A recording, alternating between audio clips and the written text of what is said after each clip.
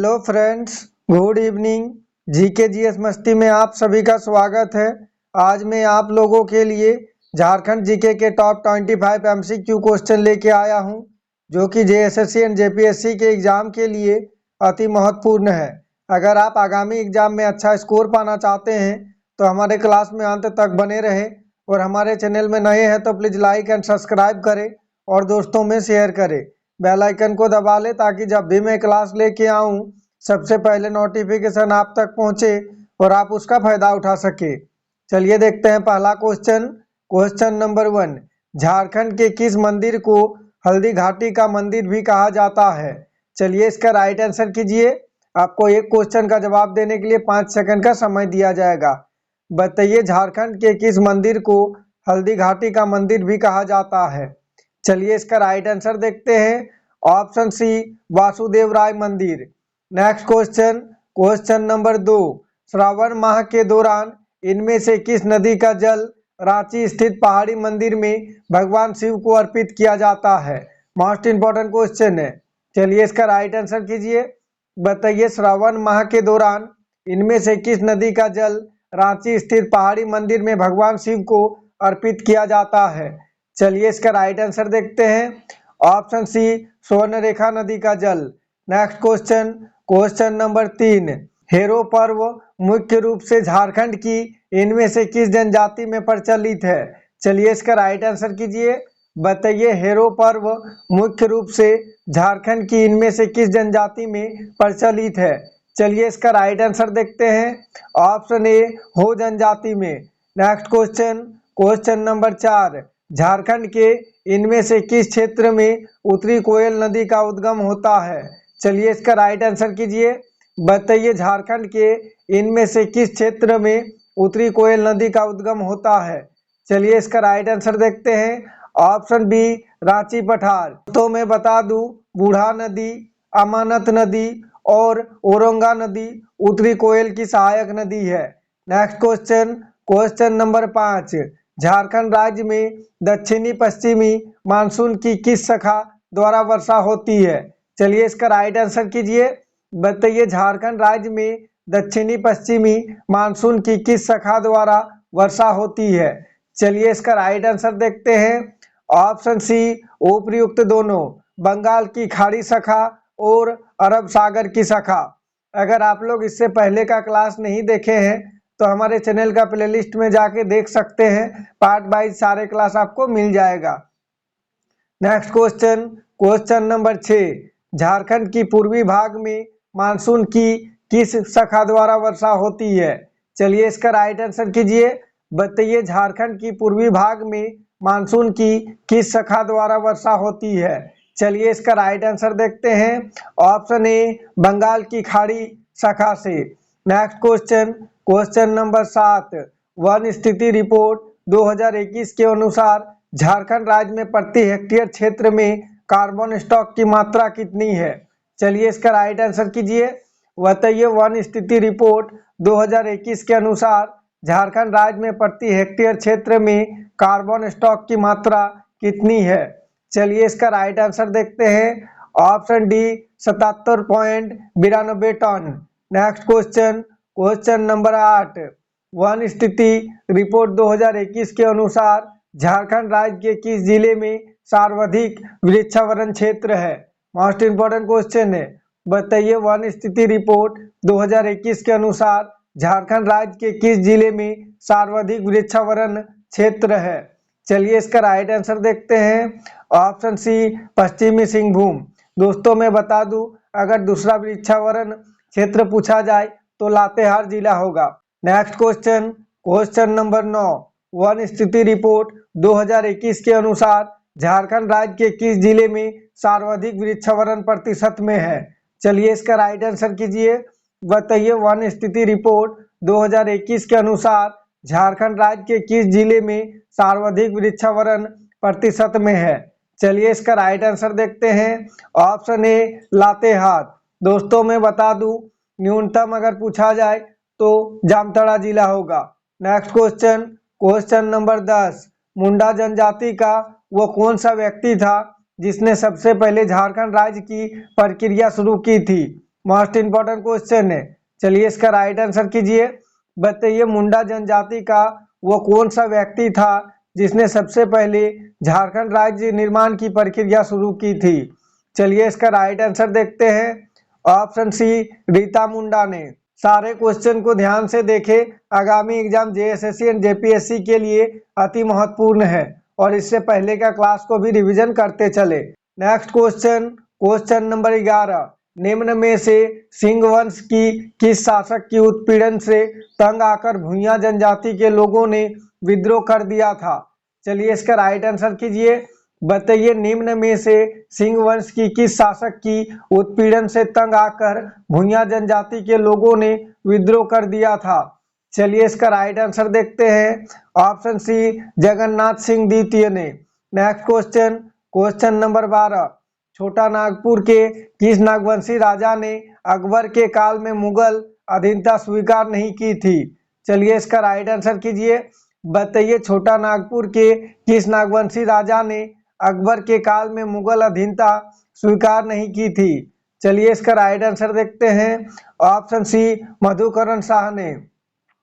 Next question, question number 13। शंख नदी में पाए जाने वाले हीरो ने मुगल सेना का ध्यान किस ओर खींचा। चलिए इसका राइट आंसर कीजिए। बताइए शंख नदी में पाए जाने वाले हीरो ने मुगल सेना का ध्यान किस ओर खींचा। चलिए इसका राइट आंसर देखते हैं। ऑप्शन डी, शंख नदी की ओर। Next question, question number 14। Shankh नदी में पाए जाने वाले हीरे ने किस मुगल शासक का ध्यान झारखंड की ओर खींचा। चलिए मोस्ट इंपॉर्टेंट क्वेश्चन है, इसका राइट आंसर कीजिए।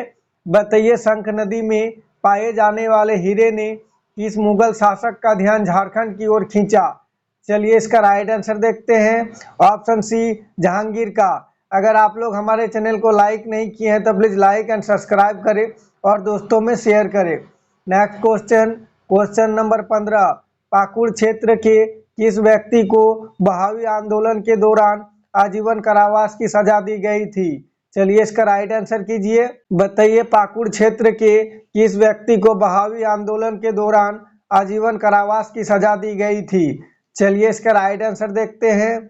ऑप्शन डी, इब्राहिम मंडल को। Next question, question number 16। क्रांतिकारी राष्ट्रवाद की दौर में देश के प्रमुख क्रांतिकारी रविंद्र कुमार घोष द्वारा देवघर में किस संस्था की स्थापना की गई थी। मोस्ट इंपॉर्टेंट क्वेश्चन है, ध्यान से देखें। बताइए क्रांतिकारी राष्ट्रवाद की दौरे में देश के प्रमुख क्रांतिकारी रविंद्र कुमार घोष द्वारा देवघर में किस संस्था की स्थापना की गई थी। चलिए इसका राइट आंसर देखते हैं। Option B, golden league.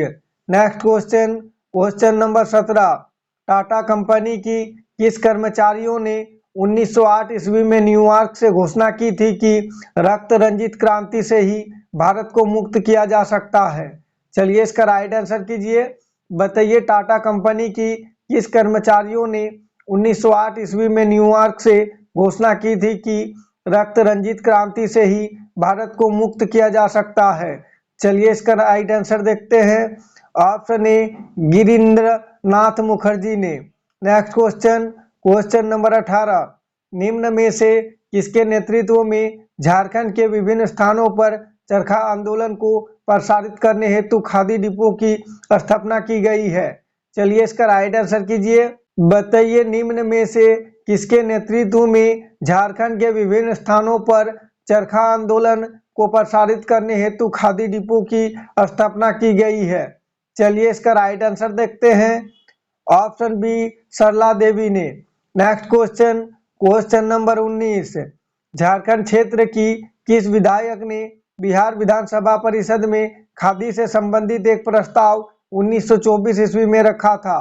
चलिए इसका राइट आंसर कीजिए। इसी टाइप के क्वेश्चन एग्जाम में पूछे जाते हैं। बताइए झारखंड क्षेत्र की किस विधायक ने बिहार विधानसभा परिषद में खादी से संबंधित एक प्रस्ताव 1924 ईस्वी में रखा था। चलिए इसका राइट आंसर देखते हैं।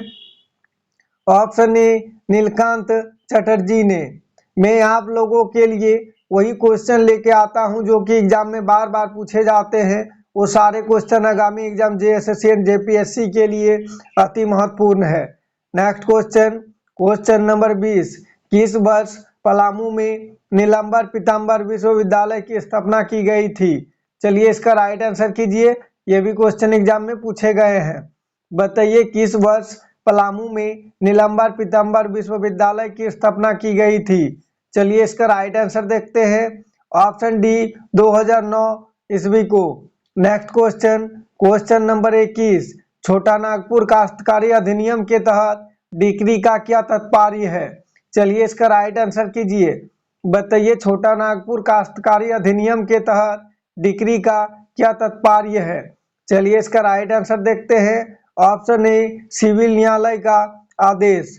नेक्स्ट क्वेश्चन, क्वेश्चन नंबर 22, छोटा नागपुर काश्तकारी अधिनियम के तहत जोत का क्या तात्पर्य है? चलिए इसका राइट आंसर कीजिए। बताइए छोटा नागपुर काश्तकारी अधिनियम के तहत जोत का क्या तात्पर्य है? चलिए इसका राइट आंसर देखते हैं। ऑप्शन सी रैयत द्वारा धारित भूमि। नेक्स्ट क्वेश्चन, क्वेश्चन नंबर 23, छोटा नागपुर काश्तकारी अधिनियम के तहत निम्न में से किसे काश्तकार के अंतर्गत शामिल किया गया है? चलिए इसका राइट आंसर कीजिए, मोस्ट इंपॉर्टेंट क्वेश्चन है। बताइए छोटा नागपुर काश्तकारी अधिनियम के तहत निम्न में से किसे काश्तकार के अंतर्गत शामिल किया गया है? चलिए इसका राइट आंसर देखते हैं। ऑप्शन डी उपयुक्त सभी, भूधारक, रैयत और मुंडारी खुटकट्टीदार। Next question, question number 24, Munda जनजाति के प्रमुख देवता सिंह बोंगा पर इनमें से क्या नहीं चढ़ाया जाता है? चलिए इसका राइट आंसर कीजिए। बताइए मुंडा जनजाति के प्रमुख देवता सिंह बोंगा पर इनमें से क्या नहीं चढ़ाया जाता है? चलिए इसका राइट आंसर देखते हैं। ऑप्शन डी उपयुक्त सभी को चढ़ाया जाता है। सफेद रंग के फूल भी चढ़ाया जाता है, सफेद भोग पदार्थ ये भी चढ़ाया जाता है, और सफेद मुर्गी की बलि ये भी चढ़ाया जाता है। नेक्स्ट क्वेश्चन, क्वेश्चन नंबर 25, इस क्लास का लास्ट क्वेश्चन है, इसका जवाब सभी को कमेंट बॉक्स में देना है। चलिए इसका राइट आंसर कीजिए। बताइए मुंडा जनजाति में धान की बुआई के समय इनमें से कौन सा पर्व मनाया जाता है? चलिए इसका राइट आंसर कीजिए। बताइए मुंडा जनजाति में धान की बुआई के समय इनमें से कौन सा पर्व मनाया जाता है? चलिए इसका राइट आंसर देखते हैं। ऑप्शन ए रोआ पूना। Thanks for watching. जोहार झारखंड। अगर आप हमारे चैनल में नए हैं तो प्लीज लाइक एंड सब्सक्राइब करें और दोस्तों में शेयर करें। और अगर इससे पहले का क्लास को नहीं देखे हैं तो हमारे चैनल का प्लेलिस्ट में जाके देख सकते हैं। जय झारखंड, जोहार झारखंड।